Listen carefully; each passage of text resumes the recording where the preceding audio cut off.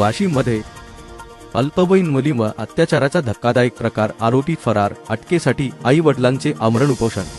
वाशिम जिल्ह्यातून एक धक्कादायक आणि संतापजनक घटना समोर आली आहे। अल्पवयीन मुलीवर लैंगिक अत्याचार केल्याप्रकरणी आरोपी अजूनही फरार असून त्याच्या अटकेसाठी पीडितेच्या आई वडिलांनी आमरण उपोषण सुरू केले आहे। वाशिम जिल्ह्यातील आसेगाव पोलीस ठाण्याच्या हद्दीत ही घटना उघडकीस आली आहे। 2 मार्च 2026 रोजी या प्रकरणी गुन्हा दाखल करण्यात आला। तक्रारीनुसार आरोपीने पीडित मुलीची ओळख वाढवून प्रेमाचे आमिष दाखवले आणि चौस असून वारंवार तिच्यावर अत्याचार केला। तसेच ही बाब कुणाला सांगितल्यास जीवे मारण्याची धमकी दिल्याचाही आरोप करण्यात आला आहे। लग्नाचे आश्वासन देत फसवणूक केल्याचेही तक्रारीत नमूद आहे।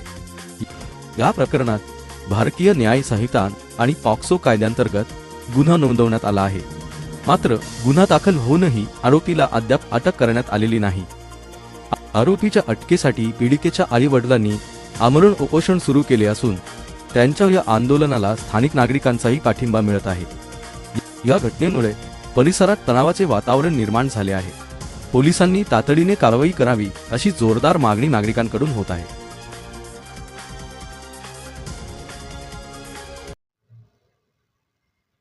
मी राहणार मथुरा टांडा। दिनांक 27/2/2026 रोजी श्याम हरिदास साबळे यांनी जबरदस्तीने माझ्यावर बलात्कार केला। माझे आई वडील घरी नसताना तो माझ्या घरी आला आणि त्यांनी माझ्यासोबत बलात्कार केला। त्यानंतर आम्ही 2/3/2026 रोजी आसेगाव इथं गुन्हा दाखल केला।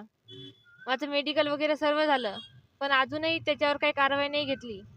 आणि 19/3/2026 रोजी त्यांच्या घरच्यांनी मारहाण केली, हे सांगून की तुम्ही केस वापस घ्या, नाही तुम्हाला आम्हाला जीवानं मारून टाकेल, आम्हाला तांड्याच्या बाहेर काढेल अशी धमकी देतो। आणि ठाकूर साहेबांना अशी धमकी दिली आहे, मुख्यमंत्रीपासून ते पोलीस स्टेशनपर्यंत सर्व त्याच्या हाताखालचे येतं। ते म्हणजे आमचं कोणीच काही करू शकत नाही अशी धमकी देत आहे। शासनानं काही ना काही कारवाई घ्यावी म्हणून आम्ही उपोषणाला बसलो आहोत। माझ्या जीवाला धोका आहे। शासनाने लवकरात लवकर माझी दखल घ्यावी।